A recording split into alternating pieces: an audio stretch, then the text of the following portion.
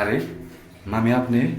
আরে ভাই না, তুমি কখন আসলো? আরে আমি আসছি মানে আমার তৈল যে আরিফ ভাই বলে দিল যে যে ফারুক আছে ওই ফারুকের সাথে ওর বাসায় আইছেন।